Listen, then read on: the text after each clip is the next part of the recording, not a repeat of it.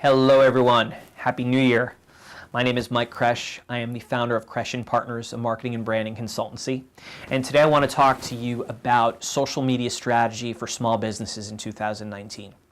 So let's start with taking a look at sort of the macro picture and the state of social media today. What's sort of interesting to note is that the social media companies are actually maturing. If you think about it from an age standpoint, they're teenagers. And what are teenagers going through, or have they gone through?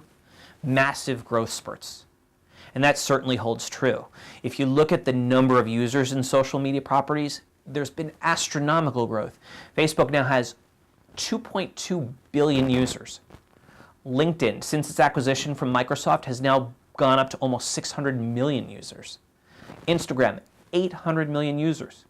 Even Twitter holding firm at close to 350 million users. So these are massive media companies.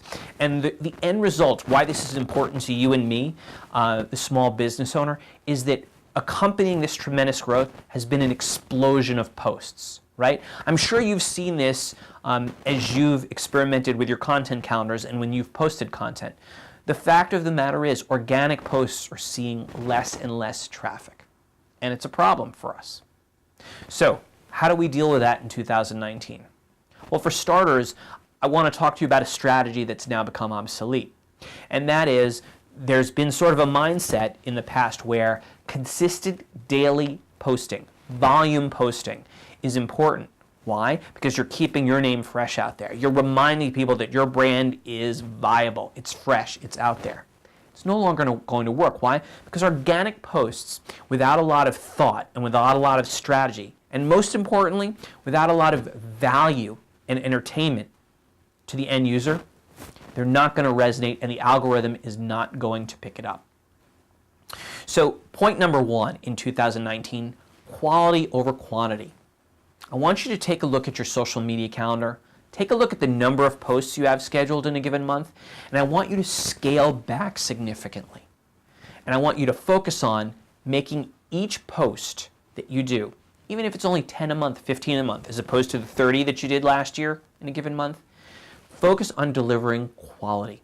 Quality content in the form of videos, infographics, photos, quality posts. If you don't have the time to create just an abundance of content, be a great curator. Take great articles that are relevant and deliver that. Deliver content that people are going to appreciate. And make them logical and timely. And once you do that, you're going to see that your results are going to increase. Even when you're subtracting the frequency, you're going to see better results in your strategy. So that's part one. Part two, let's focus on paid versus organic posts. I am amazed that a lot of small businesses, many that I see on a daily basis, rely strictly on organic posts, meaning they're not paying after each post to boost it to targeted audiences. So you're missing out really on this on two things. Number one, it's such an incredible capability that the social media properties have. From LinkedIn to Facebook, you can really target very specifically who you're delivering your content to. So that's part one. Part two is the affordability. Social media, compared to a lot of traditional media formats, is extremely affordable today.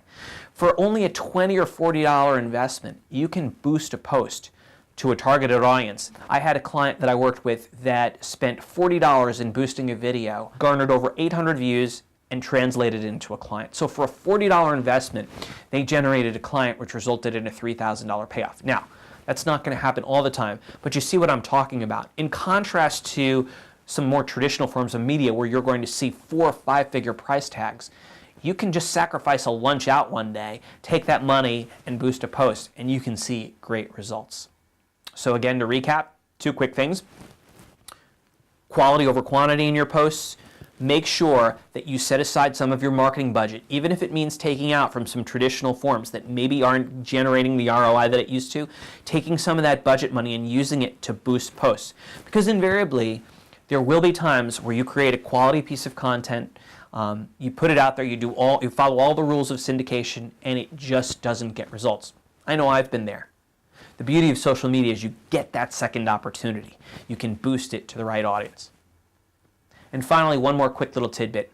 When you're creating content for social media, think about ways of making that, of when you're creating it and you have the option, create what's called evergreen content. That means it's always going to be fresh. So that if you're posting something in January or February of 2019, you can take that piece of content, save it, and then go back to it in August, September. And it'll still be relevant. It'll still provide value to some of the people that didn't see it the first time. If you build this library of evergreen content, it's going to, over time, really decrease your workload and give you this valuable library of things that you can consistently present to new prospects and targets. So to quickly recap, the 3 integral pieces of a social media strategy for 2019. Number 1, quality over quantity. Don't be afraid to scale back on some of those posts. Just deliver the quality. Number 2, include a paid component to that schedule. Don't rely on just organic posts. And 3, when you're creating content for social, it's not always going to be possible, but try to make it evergreen whenever you can. Thanks, guys. Have a great day.